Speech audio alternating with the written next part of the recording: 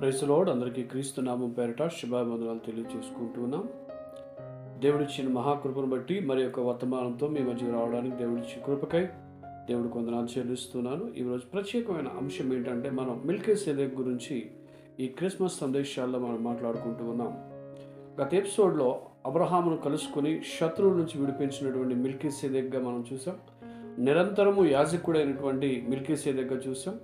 దేవుని కుమారుడు పోలిన యాజకుడిని చూసాం. అంటే దేవుని కుమారులాగా ఉన్నటువంటి యాజకుడుగా, కుమారుని పోలిన వాడుగా ఉన్నట్టుగా చూస్తాం. అబ్రహాము పొందిన వాగ్దానాన్ని తను దీవించినట్లుగా మనము ఇక్కడ చూస్తూ ఉన్నాం. ప్రభువుల ప్రియులారా, ఇక్కడ మెల్కీసెదెకు గురించి మనము ఆలోచన చేసినప్పుడు, మరి మెల్కీసెదెకు నిరంతరము యాజకుడై ఉన్నాడు అనేటువంటి విషయం మనకు కనిపిస్తుంది. నిరంతరము యాజకుడై ఉన్నప్పుడు ఈ యాజకుడే మన పాపాల నిమిత్తం బలి అర్పణ చేయాలి కదా.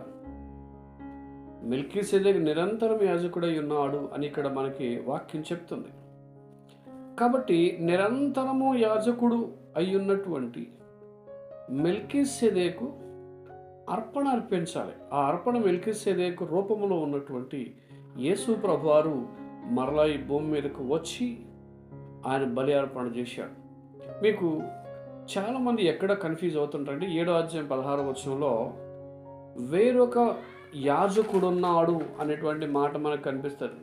చూడండి, అక్కడ మెల్కీసెదెకు పోలిన వాడిని వేరొక యాజకుడు వచ్చి ఉన్నాడు అనేటువంటి మాట మనకు. వేరొక యాజకుడు అనేటప్పుడు చాలామంది కన్ఫ్యూజ్ అయిపోతారు. ఎందుకంటే మీకు కొంత ఉదాహరణ చెప్తారు. మలాకీ గ్రంథం 3 అధ్యాయము మరి 1వ వచనం అని చెప్తే, అక్కడ మీరు వెలుగుచున్న ప్రభువు నిబంధన దూత అంటాడు. నిబంధన దూత అంటే దూతగానే యేసుప్రభుని చూస్తారా?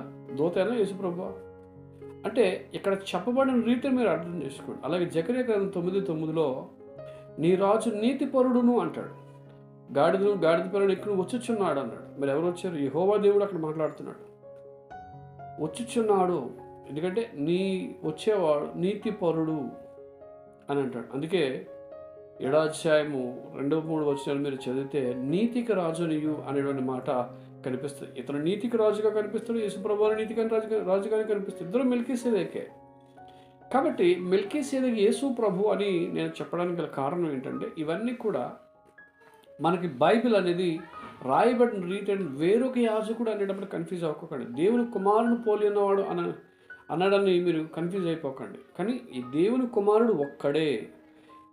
యోహాను సువార్త 1:14 ప్రకారం అద్వితీయ కుమారుడు, దేవుని కుమారుడు అద్వితీయుడు, అంటే ఒకే ఒక్కడు, ఇంకా మరొకడు లేడు. ఆ మెల్కీసెదెకే పరలోకం నుంచి భూమి మీదకి వచ్చి అబ్రహాముకు సహాయం చేసి వెళ్ళిపోయాడు. అయితే 5 పాయింట్స్ మనం చెప్పుకున్నాం.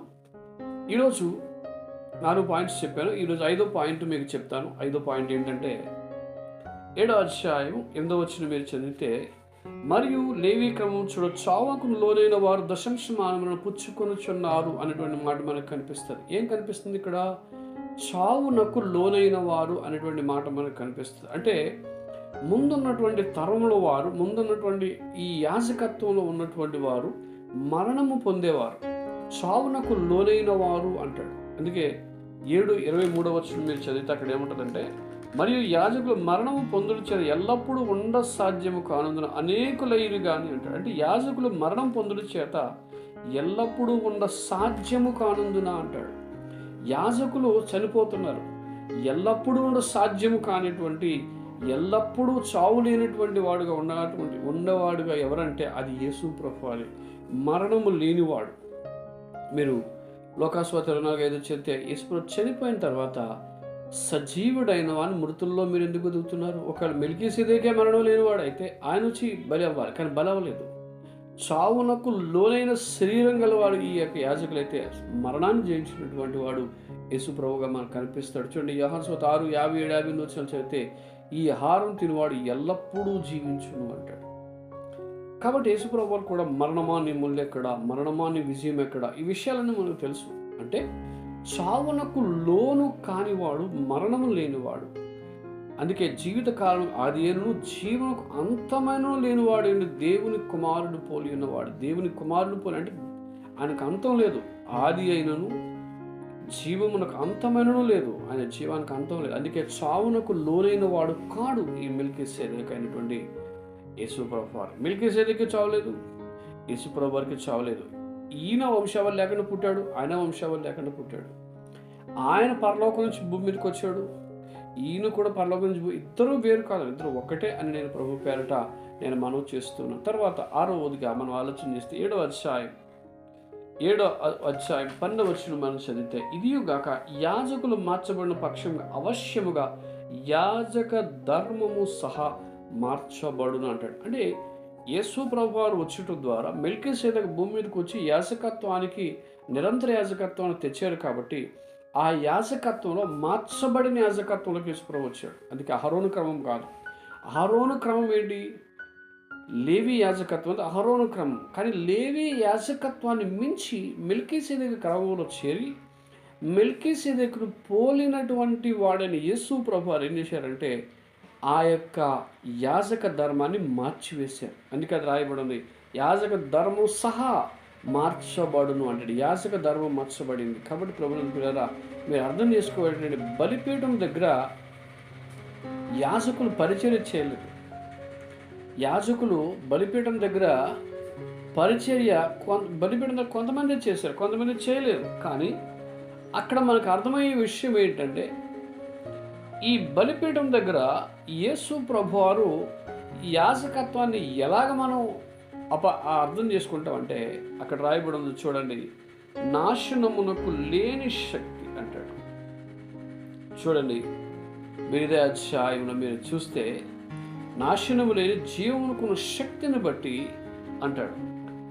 కాబట్టి మనం చాలా జాగ్రత్తగా ఇక్కడ మనం ఆలోచన చేస్తే 16వ వచనం, మరియు శరీరానుసారం నెరవేర్చబడి ఆజ్ఞలను ధర్మశాస్త్రం బట్టి నాశనము లేని జీవమునకున్న శక్తిని బట్టి నియమింపబడి మెల్కీసెదెకు పోలిన వాడు వేరొక యాజకుడు వచ్చుచున్నాడు అంటాడు. అంటే నాశనము లేని జీవమునకున్న శక్తి, జీవం గలవాడెవరండి? యేసుప్రభు. అంటే తండ్రి ఎలా జీవం గలవాడై ఉన్నాడు, కుమారుడు జీవం గలవాడని యోహాను సువార్త 6వ అధ్యాయంలో మనకు కనిపిస్తుంది. కాబట్టి జీవమునకున్న శక్తి ఎవరిలో ఉంది? యేసుప్రభులో ఉంది. అందుకే చనిపోయిన వారిని బ్రతికించాడు యేసుప్రభు.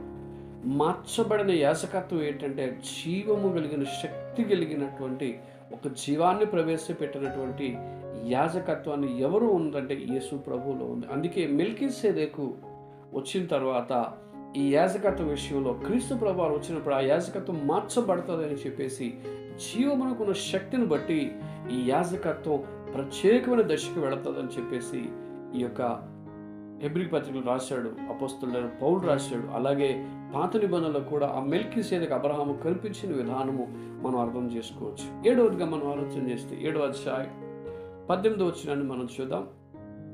7వదిగా 18వ వచనం, ధర్మశాస్త్రం దేనికి సంపూర్ణ సిద్ధి కలుగు చేయలేదు కనుక మంది ఇవ్వబడిన ఆజ్ఞ బలహీనమైనది, నిష్ప్రయోజనమైనది, అది నివారణ చేయబడిన అంతకంటే శ్రేష్టమైన నిరీక్షణ దాని వెంట ప్రవేశపెట్టబడిన దీని ద్వారా దేవుని యొద్దకు మనము చేరుచున్నాం. మనం ఎలా దేవుని దగ్గరికి వెళ్తాం? ఈ దేవుని దగ్గరికి ఎలా వెళ్తామండి? యేసుప్రభువు యోహాను సువార్త ఏమంటాడు? నేనే మార్గమును సత్యం, నా ద్వారా తప్ప ఎవడునో తండ్రి యొద్దకు రాడు. మెల్కీసెదెకు ఉన్నప్పుడు ఎవరు తండ్రి దగ్గరికి వెళ్ళలేదు. మెల్కీసెదెకు వెళ్ళిపోయిన తర్వాత యేసుప్రభు వచ్చాడు. యేసుప్రభు ఏం చేశాడు? మార్గాలను సరళం చేశాడు. దేవుని రాజ్యం సమీపించింది, మారు మనసు పొందండి, పరలోక రాజ్యం సమీపించింది, నా ద్వారా తప్ప ఎవడునూ తండ్రి యొద్దకు రాడు. ఆయన భూమికి వచ్చిన విధానం ఏంటి? తండ్రి ఎదుగు నడిపించాలి. అయితే నడిపించడానికి వచ్చాడు కాబట్టి శ్రేష్టమైన నిరీక్షణ దాని వెంట ప్రవేశపెట్టబడిన ధర్మశాస్త్రం అనేది ఇచ్చినప్పుడు అది సంపూర్ణ స్థితి కలుగు చేయలేదు. అది బలహీనమైనందున ముందు ఇచ్చిన ఆజ్ఞ బలహీనమైపోయింది. ఎందుకు బలహీనమైంది? ఆ పదాజ్ఞల్లో మానవులు ఎవరూ పాటించలేకపోయారు. అందుకే యేసుప్రభు వారి భూమి మీద మానవుడిగా వచ్చి ఆయన ఏం చేశాడంటే తన ప్రాణమును అర్పించి అది బలమైన దానిగా చేశాడు. ఆయన అన్నింటినీ ధర్మశాస్త్రం అంతటిని పాటించినటువంటి వాడు. అందుకే సున్నతి చేయించుకున్నాడు, ధర్మశాస్త్రం ఆచరించాడు, ఆజ్ఞలను పాటించాడు. కాబట్టి ఆయన సంపూర్ణ సిద్ధి కలిగిన వాడు. అందుకే సర్వ పరిపూర్ణత క్రీస్తులో ఉన్నది అంటారు, సర్వ పరిపూర్ణత. కాబట్టి మెల్కీసెదెకు పోలిన యేసుప్రభు వారు ధర్మశాస్త్రానికి సంపూర్ణ సిద్ధి కలుగు చేసడానికి వచ్చాడు. అందుకే అది 27వ వచనం మనం చదివితే, ధర్మశాస్త్రం బలహీనంగా మనుషులకు యాజకులుగా నియమించిన కానీ ధర్మశాస్త్రం తర్వాత వచ్చిన ప్రమాణపూర్వకమైన వాక్యం నిరంతరమును సంపూర్ణ సిద్ధి పొందిన కుమారుడు నియమించను గనుక. ఎవరు నియమించారు? సంపూర్ణ సిద్ధి పొందిన కుమారుని నియమించారు. ఆ కుమారుడు ఎవరు? యేసుప్రభువారే. దానికి నివారణ వచ్చింది. అంతకంటే శ్రేష్టమైనది ప్రభు అక్కడ పెట్టబడి ఉంది. 20 మంచిదే. 20 ఇంకో మాట కనిపిస్తుంది. ప్రమాణము లేకుండా యేసు యాజకుడు కాలేదు. యేసు ఎందుకు యాజకుడు కాలేదు? ప్రమాణం లేకుండా. ప్రమాణం ఉండి ఆయన యాజకుడు అయ్యాడు. కానీ కింద మనకి ప్రమాణం లేకుండా యాజకులు అవుదురు కానీ ఈయన నీవు నిరంతరం యాజకుడు ఉన్నావని ప్రభు ప్రమాణము చేసెను. ఆయన పశ్చాత్తాపడు ఆయన అని ఈయనతో చెప్పిన వాని వలన ప్రమాణపూర్వకముగా యాజకుడు ఆయన యాజకుడు కాలేకపోయాడు. ఎందుకు కాలేకపోయాడు? ప్రమాణపూర్వకంగా అవ్వాలి. ఇప్పుడు యాజకులు ప్రమాణం లేకుండా అయ్యేవాళ్ళు ఉన్నారు, కానీ ప్రమాణముతో కూడినటువంటి యాజకత్వం కలిగిన వాడు యేసుప్రభువు. అందుకే ఆయన ఈ భూమి మీదకి వచ్చినప్పుడు 24 వచనం 23 మరియు యాజకులు మరణం పొందిన ఎల్లప్పుడూ సాధ్యము కాని అనేకులేరు కానీ ఈయన నిరంతరం ఉన్నవాడు కనుక మార్పు లేని యాజకత్వం కలిగిన వాడు. మార్పు లేని యాజకత్వం ఎలా వస్తుంది? మరణం లేనివాడు కాబట్టి ఇంకా మరలా అని చనిపోడు, మరలా అని సిలువేయబడ్డు. సో ఇక్కడ ఈయన తన ద్వారా దేవుని ఎదుకు వచ్చేవారు పక్షమున విజ్ఞాపన చేయుటకు నిరంతరము జీవించుచున్నాడు. ఈయన ఎలా ఉంటాడండి? తన ఎద్దుకు వచ్చేవారు పక్షాన నిరంతరము అని విజ్ఞాపన చేస్తుంటాడు. అందుకే ఆయన రోదనల చేత విజ్ఞాపనల చేత తండ్రి కుడిపార్శ్వందు ఉండి విజ్ఞాపన చేయువాడు యేసుప్రభువారు. మెల్కీసెదెకు కాదండి. మెల్కీసెదెకు విజ్ఞాపన చేయడు. ఎవరు చేస్తారు? యేసుప్రభు. మెల్కీసెదెకు పోలిన యేసుప్రభు వారే చేస్తారు. చేసి వారిని సంపూర్ణంగా రక్షించుటకు శక్తిమంతుడై ఉన్నాడు అంటాడు. ఈ యేసుప్రభు మెల్కీసెదెకున్న యేసుప్రభు ఎవరండి? ధర్మశాస్త్రం నుంచి సంపూర్ణంగా రక్షించగలిగిన వాడు ఈయన అని ఇక్కడ బైబిల్ వాక్యంలో చాలా తేటగా చెప్పబడుతుంది. కాబట్టి ధర్మశాస్త్రం సంపూర్ణ సిద్ధి కలుగు చేయలేదు. ధర్మశాస్త్రం మించినది ఏంటంటే దేవుని ప్రేమ. ధర్మశాస్త్రం రాళ్లతో కొట్టమంటే క్రీస్తు ధర్మశాస్త్రం ప్రేమించింది. అందుకే యేసుప్రభు వారు ధర్మశాస్త్రం అనే ప్రేమను తీసుకొచ్చాడు. ఆ ప్రేమలో అందరిని క్షమించి పాపం నుంచి విముక్తిపరచి పరిశుద్ధులను చేసి పరలోక వారసులు చేయాలన్నది దేవుని యొక్క ఉద్దేశం. కాబట్టి ప్రభువుల పేరు మీరందరూ గమనించవలసింది ఏంటంటే ధర్మశాస్త్రం బలహీనమైనది, కానీ బలమైన వాడు క్రీస్తు. 8వదిగా మనం ఆలోచన చేస్తే 8వదిగా బలహీనత లేనివాడుగా మనకు కనిపిస్తుంది. యేసుప్రభు వారు బలహీనత లేని 7వ అధ్యాయం 27వ వచనాన్ని మనం చదువుకుని ధర్మశాస్త్రం బలహీనత గల మనుషులను యాజకులుగా నియమించును అంటాడు. బలహీనత యేసుప్రభువులో ఎటువంటి బలహీనత లేదండి, పాపం లేదు. యేసుప్రభు ఏమంటాడు? మీలో ఎవడైనా నాలో పాపం ఉందని స్థాపించగలడా అన్నాడు. అందులో పాపం లేదండి. ఎందుకంటే ఆయన పరలోకం నుంచి వచ్చినప్పుడు పరిశుద్ధులుగా వచ్చాడు. మరియమ్మ గారు కూడా పవిత్రురాలే. కాబట్టి ఆమె పవిత్రురాలు, యేసుప్రభు వారు పవిత్రుడే. కాబట్టి పాపం అనేది లేదు, బలహీనత లేదు. మనమైతే బలహీనులు. ఏదైనా ఒక స్త్రీ మొహం చూస్తే బలహీన పడిపోయేవాళ్ళు ఉంటారు. త్రాగుబోతుడు ఉన్నటువంటి వ్యసనానికి పడిపోయేవాడు ఉంటాడు. కానీ ప్రభువు మాత్రం ఏ పరిస్థితుల్లో ఎక్కడా కూడా ఆయన బలహీనత లేనివాడుగా మనకున్నాడు. మన వలె బలహీనత ఆయనకు ఉన్నా కానీ బలహీనతను జయించగలిగిన వాడు దేవుడు. చాలామంది దేవుడుగా పిలువబడుతున్న వారు ఈ అరిషడ్ వర్గాలకు బందీలు అయిపోతున్నారు. స్త్రీని చూడగానే పాపంలో పడిపోతున్నారు. కానీ దేవుడు కొన్ని లక్ష్యం ఏంటంటే స్త్రీ తత్వం, స్త్రీ లోనుడు కానివాడే దేవుడు. స్త్రీ తత్వాన్ని త్యజించినటువంటి వాడే దేవుడు. ఎందుకంటే దేవునికి ఉండాల్సిన లక్షణాల్లో ఒక లక్షణం ఏంటంటే కామ క్రోధ లోభ మదమాత్సాలను జయించిన వాడు.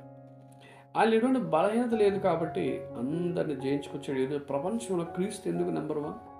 ఎందుకు ప్రపంచంలో అందరూ యేసుప్రభువుని వెంబడిస్తారంటే బలహీనత లేనివాడు, పాపము లేనివాడు, పరిశుద్ధుడు. కాబట్టి ఆయన అనేక మంది వెంబడిస్తూ ఉంటారు. చాలామంది ఎందుకు యేసుప్రభుని అంగీకరించరు, యేసుప్రభు నుంచి గొడవ ఎందుకు వాళ్ళకి మనకనంటే, ఇప్పుడు ముస్లిం ఉన్నాడు అనుకోండి, అతను ఏమంటాడు? ఆయన ఒక ప్రవక్త అండి, చచ్చిపోయిన లేపాడండి, గొప్పవాడని అంటాడు. హిందువులు ఏమంటారు? ఆయన కూడా మా దేవుడు ఒక దేవుడు అండి, ఆయన చాలా మంచి దేవుడు అండి, మంచివాడండి, ఆయన శిలువ మీద ప్రాణం పెట్టాడు అని అంటారు. కానీ ఎక్కడనే ప్రాబ్లం, మీ అందరికంటే యేసుప్రభు ఒక్కడే గొప్పవాడు అనేటువంటి వీళ్ళు కాలిపోద్ది. ఎందుకు కాలిపోద్ది? బలహీనత లేనివాడు ఆయన, బలహీనత లేని దేవుడు. యేసుప్రభు పలానా దాంట్లో బలహీనుడని చెప్పమనండి, చెప్పలేరు. యేసుప్రభు వారు బలహీనత లేదు, స్త్రీతత్వం లోనుగా లేడైనా, పాపం లేదు, పరిశుద్ధుడు. ఆయన పరిశుద్ధతలోనే జీవించాడు, పరిశుద్ధతలోనే బ్రతికాడి భూమి మీద. ఎందుకంటే అప్పుడున్న తరం పాపం చేస్తే రాళ్ళతో రువ్వి చంపేవారు. కానీ వాళ్ళనే తిరిగి ప్రశ్నించగలిగిన శక్తి ఆయన పరిశుద్ధతలో ఉంది. కాబట్టి ఆ పరిశుద్ధతను బట్టి వాళ్ళెవ్వరూ కూడా ఆయన కనీసం టచ్ చేయడానికి కూడా సరిపోలేదు.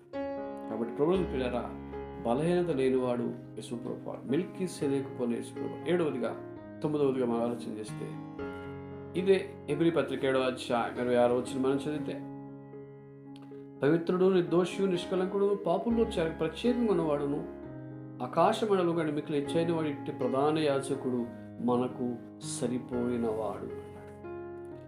ఈయన ఈ ప్రధాన యాజకుడైన యేసు ప్రభువారు ఎవరు? పవిత్రుడు, పవిత్రత ఆయనలో ఉంది. నిర్దోషి అంటే దోషము లేనివాడు, నిష్కలంకుడు అంటే కలంకము లేనివాడు, పాపులలో చేరక, ఎక్కడ చేరలేదండి? పాపంలో చేరలేదు, పాపులతో కలిసి వెళ్ళలేదు. దుష్టుల ఆలోచన చెప్పు నడుక పాపుల మార్గం నిలవక అంటాడు. పాపుల మార్గం నిలవలేనటువంటి వాడు, పాపుల మార్గం చేరనటువంటి వాడు యేసుప్రభు. చేరక ప్రత్యేకముగా ఉన్నవాడు. ఎలా ఉన్నాడండి యేసుప్రభు? ఎలా ఉన్నాడండి? ప్రత్యేకముగా. ఆయన ప్రత్యేకంగా ఉన్నాడు. మీరు క్రైస్తవం అంటే అర్థం ఏంటి? ప్రత్యేకంగా. మేము తింటామా ప్రసాదం, మీరు ఎందుకు తింటా అంటారు. మేము ప్రత్యేకం. అయ్యప్పమాలు వేసుకున్నవాడు మాంసం ఎందుకు తిండు? మీరు హిందువులని మీరు ఎందుకు భోంచడు? నిష్ఠ ప్రత్యేకంగా ఉంటాడు. 40 రోజులని ప్రత్యేకంగా ఉంటాడు. ఆ 40 రోజులు హిందువులు వెళ్ళదని కూడా ఏం తిండవు. క్రైస్తవులు ఏంటండి? నిష్ఠలో ఉన్నారు, వాళ్ళు ఎందుకు తింటారు? కాబట్టి ఒక ఆజ్ఞ ఇవ్వబడింది, అర్పించింది తినకూడదు అని. తినరు అంతే. ప్రత్యేకత. యేసుప్రభు వారు భూమి మీద ఎన్నో విషయాలు బైబిల్ గ్రంథంలో రాయించాడు. మీరు ప్రత్యేకింపబడండి, మీరు ప్రత్యేకింపబడితే నేను మిమ్మల్ని ఆశీర్వదిస్తాను, మిమ్మల్ని దీవిస్తాను. లోకం నుంచి ప్రత్యేకింపబడాలి. చూడండి, నీటిలో తామర ఆకు ఉంటుంది కానీ నీళ్లు దాని మీద ఉండవు, పీల్చుకోదు. దానిలోనికి ఆ నీళ్ళు వేయండి, ఉండదు దాని మీద. తామర నీటిలో ఉంటుంది. మళ్ళీ అంటే లోకంలో ఉండు, కానీ లోకాన్ని కనుకోకూడదు. లోకాన్ని జయించాడు యేసుప్రభు. మనం కూడా లోకాన్ని ఏది చేయకూడదు. ప్రత్యేకంగా ఉన్నవాడు, ఆకాశమండలం కంటే మిక్కిలి హెచ్చైన వాడనైనా ఇట్టి ప్రధాన యాజకుడు మనకు సరిపోయినవాడు అంటాడు. కాబట్టి ఈ ప్రధాన యాజకుడు మనకు సరిపోయినవాడు, ఈ భూమి మీద మనుషులకు సరిపోయినటువంటి వాడు ఆయన. అందుకే రాయబడం 8వ వచనంలో, బలహీనత గల మనుషులకు యాజకులుగా నియమించిన కానీ ధర్మశాస్త్రమునకు తర్వాత వచ్చిన ప్రమాణపూర్వకమైన వాక్యం నిరంతరం సంపూర్ణ స్థితి పొందిన కుమారుడు నియమించిన కనుక ఈ ప్రధాన యాజకుల వలె మొదలు సొంత పాపముల కొరకు తన ప్రజల దినదిన బలు అర్పించవలసిన అవసరం గలవాడు కాడు. తను అర్పించుకున్నాడు, ఒక్కసారి ఈ పని చేసి ముగించును అంటే. కాబట్టి ఈయన పవిత్రుడు. ఆఖరిగా పద్ధతి మనం చూస్తే అక్కడ రాయబడి ఉంది 28వ వచనంలో, సంపూర్ణ సిద్ధి పొందిన కుమారుని నియమించిన కనుక ఈయన ప్రధాన యాజకుల వలె మొదట తన సొంత పాపముల కొరకు, తరువాత ప్రజల పాపముల కొరకు దినదిన బలులు అర్పించవలసిన వాడు కాడు. ఇక్కడేమని రాయబడి ఉంది? తన సొంత పాపము, ప్రజల పాపం రెండు ఉన్నాయండి అక్కడ. ఏమున్నాయి అక్కడ? తన సొంత పాపముల కొరకు, అంటే యేసుప్రభు పాపం చేసేయడం కాదండి అక్కడ. సొంత పాపం అంటే ఇశ్రాయేలు జనాంగం చేసిన పాపములను ఆయన తీసుకున్నాడు. వేసుకుని తరువాత ప్రజల పాపముల కొరకు, ప్రజలు అంటే అన్యులు, ఈ భూమి మీద ఉన్న అన్యులందరూ కూడా ఆ పాపములు ఉన్నారు. కాబట్టి ఆ పాపమును తీసివేయటానికి ఆయన ఏం చేశాడంటే ఒక్కసారే తను అర్పించుకొని ఒక్కసారి ఆ పనిని ముగించాడు. మరలా ఆయన బలి అవ్వడం. సొంత పాపం అంటే ఇశ్రాయేలులు, ప్రజల పాపం అన్యులు అంటాడు. అందుకే లోకస్వార్త 2:30, 32, 33 వచ్చారు, 37, 32 వచ్చలు చదివితే ఆయన అన్యజనులకు వెలుగుని ఇశ్రాయేలులకు మహిమగాను అంటాడు. కాబట్టి యేసుప్రభు చాలాసార్లు యోహాను సువార్తలో కూడా చెప్తాడు, ఈ దొడ్డివి కానివి గొర్రెలు ఉన్నాయి, వాటిని కూడా నేను తోలుకొని రావాలను అని చెప్పి యోహాను సువార్తలో మనకు 10వ అధ్యాయంలో అక్కడ చెప్తాడు. చూడండి, అక్కడ యోహాను సువార్త 10వ అధ్యాయాన్ని మీరు చదివితే అక్కడ కూడా ఏముంటుందంటే 10-16 ఈ దొడ్డివి కానీ వేరే గొర్రెలను నాకు కలవు, వాటిని కూడా నేను తోలుకొని రావాలను అంటాడు. ఇశ్రాయేలు గొర్రెలే, అలాగే ఈ దొడ్డివి కానీ వేరే గొర్రెలు ఉన్నాయి అన్యులు, వాటిని కూడా నేనేం చేయాలి, తోలుకొని రావాలని అంటాడు. అంటే యేసు ప్రభువారు ఈ భూమి మీదకి వచ్చినటువంటి విధానము మనం ఆలోచన చేస్తే, మెల్కీసెదెకు ముందు వచ్చి అన్ని మార్గాలను సరళం చేసి ఒక యాజకత్వాన్ని రూపాన్ని మనకిచ్చి వెళ్ళిపోయాడు. కానీ ఆ తర్వాత దాన్ని నెరవేర్చడానికి యేసు ప్రభువారు ఈ భూమి మీదకి నరావతారిగా మనకు వచ్చాడు. చాలామంది చేసేటువంటి తప్పిదం ఏంటంటే, కన్య మరియమ్మకు ముందు ఎక్కడున్నాడు అని ప్రశ్నిస్తుంటారు. ఆయన యేసు ప్రభువారు కన్య మరియమ్మ గర్భాన పుట్టక ముందే ఉన్నవాడు. ఆయన మెల్కీసెదెకుగా వచ్చాడు, వాక్యంగా వచ్చాడు, నిబంధన దూతగా వచ్చాడు, యెహోవా దూతగా వచ్చాడు.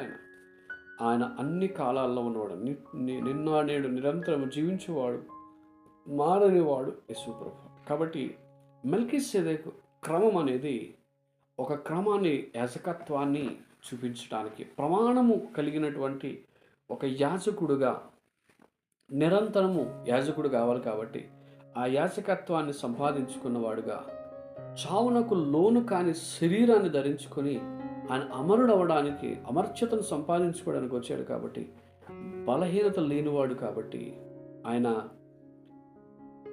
వాగ్దానము, అబ్రహాం పొందిన వాగ్దానం దీవించాలి. కాబట్టి దేవుని కుమారుని పోలినగా వాడిగా ఆయన భూమి మీదకి వచ్చారు. ఆ నిరంతరం యాజకత్వాన్ని చేయవాడు. కాబట్టి అబ్రహామును కలుసుకొని దశమాంశమానములను తీసుకున్నాడు. ఆయన పవిత్రుడుగా ఉన్నాడు. సొంత పాపముల కొరకు, ప్రజల పాపముల కొరకు బలై మనందరినీ పరలోకం చేర్చాలని ఇష్టపడి మన కోసం బ్రతికిన గొప్ప దేవుడు ఎవరైనా ఉన్నారంటే ఆయనే యేసు ప్రభువు. ఈరోజు ఎందుకు ఈ క్రిస్మస్ సీజన్, ఈ క్రిస్మస్ సందేశాలనంటే, మెల్కీసెదెకు యేసు ప్రభువారు భూమి మీదకి వచ్చారు.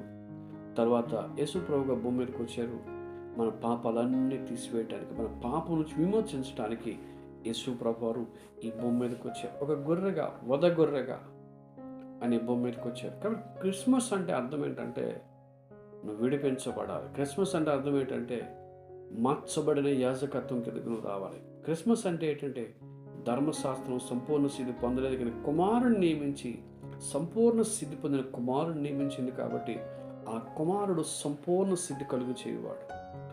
ఈ కుమారుడే సొంత పాపములను, ప్రజల పాపములను క్షమించగలిగినవాడు. నీ పాపం, నా పాపం క్షమించగలిగిన వాడు యేసు ప్రభువు. ఈ భూమి మీద చాలామంది పుట్టారు కానీ పాపములను చనిపోయారు, వారు సమాధిలోనే ఉన్నారు. కాబట్టి ప్రభువుని పిల్లారా, మీరు మనం గమనించవలసింది ఏంటంటే, ఈ షాలేము రాజు, నీతికి రాజు, సమాధానముకు అధిపతి, వంశావళి లేనివాడు, తల్లిదండ్రులు లేనివాడు, జీవమునకు అంతమైన లేనివాడు ఈయన మెల్కీసెదెకు పోలిన యేసు ప్రభువు. కాబట్టి ప్రభువుని పిల్లారా, ఈ వాక్యం ద్వారా మీరు అందరూ ఆదరించబడాలని కోరుకుంటూ, ఈ వాక్యం మిమ్మల్ని, మీమును మీ కుటుంబాలు దీవించి ఆశీర్వదించును గాక. ఆమేన్. ప్రభువా, నీకు వందనాలు చెల్లిస్తున్నాం తండ్రి. ఈ వాక్యం అనేక మందిలో ఫలించడానికి దేవ కృప చేయి. అనేక మందికి ఆశీర్వాదకరంగా ఈ వాక్యం ఉండగలిగే కృపను మీరు అనుగ్రహించి కృప చేయి. యేసు నామములో తండ్రి.